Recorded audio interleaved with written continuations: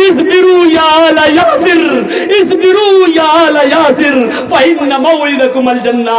اے عمار، اے یاسر، تم نے اپنی ماں کا، اپنی بیوی کا یہ منظر اپنی آنکھوں سے دیکھا ہے، صبر کرو یاسر کے گھرانے والوں، یاسر کے خاندان والوں، صبر کرو، تمہارا پورا خاندان ایک ساتھ جنت میں جائے گا، اللہ تمہارے پورے خاندان کو ایک ساتھ جنت میں داخل کرے گا۔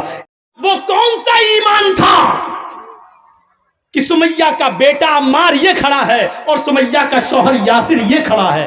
سمیہ جانتے ہو نا، اسلام کی پہلی بوڑھی عورت جس نے سب سے پہلے اسلام کے لیے قربانی شہید ہوئی ہے، وہ سمیہ، جس کو بیٹے عمار کو کھڑا کر دیا اور یاسر کو، اور سمیہ کے پیچھے سے ہاتھ باندھ دیا ابو جہل نے، اور سمیہ کے کپڑے پھاڑ دیے، ننگا کر دیا، کہا سمیہ محمد کے رب کے اوپر سے اپنا ایمان ہٹا، کہنے لگی نہیں ہٹا سکتی۔ سمیہ،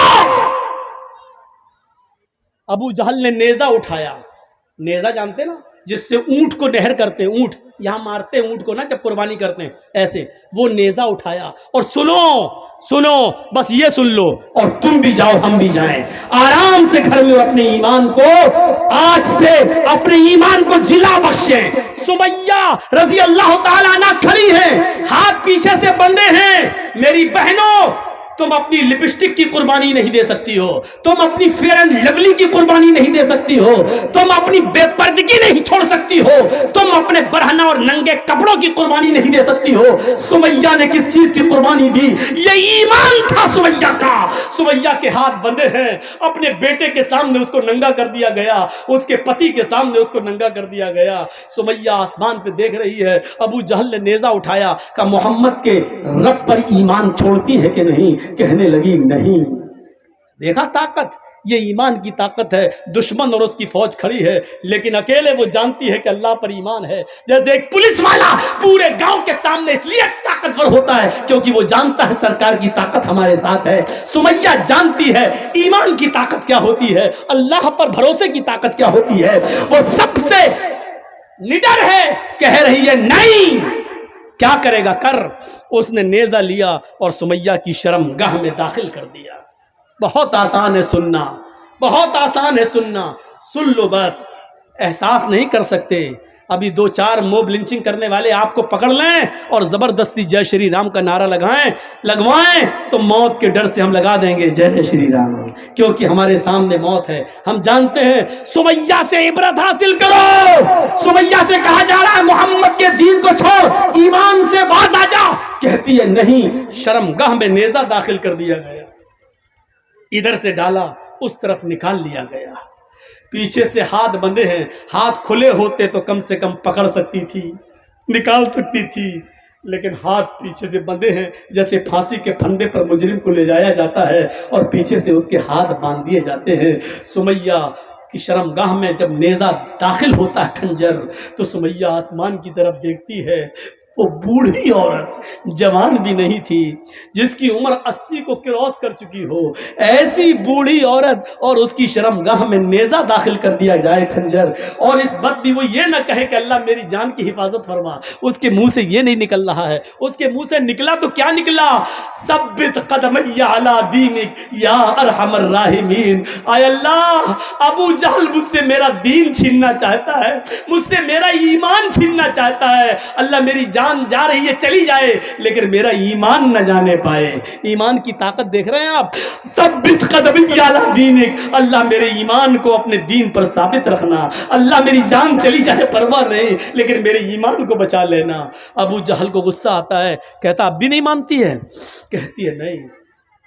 2 اونٹ منگاتا ہے ابو جہل، اور سنو میرے بھائیو آخری واقعہ، اس پیر کو سمیہ کا، یہ پیر اس اونٹ سے باندھا اور اس اونٹ کا چہرہ کر دیا پورب کی طرف، اور دوسرا پیر سمیہ کا دوسرے اونٹ سے باندھا اور اس کا چہرہ کر دیا پشچم کی طرف، اور کوڑا ہاتھ میں۔ سمیہ بولتی ہے جی ان اونٹوں کو کوڑا ماروں گا، ایک اونٹ ادھر بھاگے گا، ایک اونٹ اس طرح بھاگے گا، تیرے پیر چیر دیے جائیں گے، بیچ سے تیرے 2 ٹکڑے ہو جائیں گے۔ جب یہ کہتا ہے، سمیہ کہتی ہے ابو جہل اللہ کی قسم کھا کے کہتی ہوں، رب کعبہ کی قسم کھا کے کہتی ہوں، جتنی دیر تو ان اونٹوں کو بھگانے میں لگا رہا ہے اتنی دیر مجھے جنت میں جانے میں لگ رہی ہے۔ ہاں اے ابو جہل، یہ جنت میں دیکھ رہی ہوں، اللہ کی قسم مجھے دکھائی دے رہی ہے، اس کی خوشبو میری ناک تک آ رہی ہے۔ ابو جہل جلدی کر، میرے ہاتھ کھلے ہوتے تو میں کوڑا اٹھا کے تیرے ہاتھ میں دے دیتی، تو نے تو میرے ہاتھ ہی باندھ دیے ہیں، جلدی کر، جتنی دیر تو ان اونٹوں کو بھگانے میں لگا رہا ہے اتنی دیر مجھے رب کی جنت میں جانے میں لگ رہی ہے۔ کون سا ایمان تھا، کون سا ایمان تھا، ایمان کی وہ کون سی طاقت تھی؟ پیر بندھا ہوا دیکھ رہی ہے، دونوں اونٹوں سے بندھا ہوا دیکھ رہی ہے، ہاتھ بندھے ہیں، اس کو معلوم ہے کہ اونٹ بھاگیں گے تو میرا انجام کیا ہوگا، میرے جسم کے دو ٹکڑے ہو جائیں گے۔ اپنے بیٹے کے سامنے کہہ رہی ہے، اپنے پتی کے سامنے کہہ رہی ہے، ابو جہل جتنی دیر تو ان اونٹوں کو بھگانے میں لگا رہا ہے اتنی دیر مجھے جنت میں جانے میں لگ رہی ہے۔ اس کو غصہ آیا اور اس نے اونٹوں کو بھگا دیا، ایک اونٹ ادھر بھاگا، ایک اونٹ ادھر بھاگا، سمیہ کے جسم کے دو ٹکڑے ہو گئے، لیکن دو ٹکڑے اس طریقے کے ہوئے کہ چہرہ بچ گیا، یہاں تک جسم، یہاں کے بعد ایک ٹکڑا الگ ہو گیا اور سر والا ٹکڑا الگ، یعنی سمیہ کا چہرہ صحیح سلامت بچ گیا۔ سمیہ کی روح تو نکل گئی لیکن اس کے چہرے پہ مسکراہٹ باقی تھی۔ ابو جہل قریب آتا ہے، سمیہ کے چہرے پر ہنسی دیکھتا ہے، مرتے وقت بھی، شہید ہوتے وقت بھی، تو پتھر اٹھاتا ہے، اپنا سر پھوڑنے لگتا ہے۔ لوگوں نے کہا کیا ہو گیا تمہیں، پاگل ہو گئے ہو؟ کہ ہاں میں پاگل ہو گیا ہوں، سب کچھ چھین لیا سمیہ کا، لیکن مرتے وقت اس کی ہنسی نہیں چھین پایا۔ دیکھو مرتے وقت بھی مسکرا رہی ہے، مجھے چڑھا رہی ہے، مجھے بتلا رہی ہے کہ ایمان کی طاقت کیا ہوتی ہے۔ سمیہ تیری مسکراہٹ نے مجھے ہرا دیا، تو جیت گئی میں ہار گیا، تو جیت گئی میں ہار گیا، تو جیت گئی میں ہار گیا۔ یہ سمیہ کی شہادت پر ابو جہل کا بیان ہے، اے سمیہ تو جیت گئی میں ہار گیا، سب کچھ چھیننے والا تیرے چہرے کی مسکراہٹ نہیں چھین سکا، تجھ سے تیرا ایمان دور نہیں کر سکا، سمیہ تو کامیاب ہو گئی۔ یہ منظر جب اللہ کے نبی نے سمیہ کے بیٹے اور سمیہ کے پتی کے زبان سے سنا تو آنکھوں میں آنسو آ گئے اور منبر پر کھڑے ہو کر خطبہ دیا۔ جمعے کے خطبے میں آپ نے کہا لوگو سنو، ابو بکر جنتی، عمر جنتی، عثمان جنتی، علی جنتی۔ ابو بکر تم اکیلے جنت میں جاؤ گے، عمر تم اکیلے جنت میں جاؤ گے، عثمان تم اکیلے جنت میں جاؤ گے، علی تم اکیلے جنت میں جاؤ گے۔ اصبروا یا آل یاسر، اصبروا یا آل یاسر فإن موعدکم الجنہ۔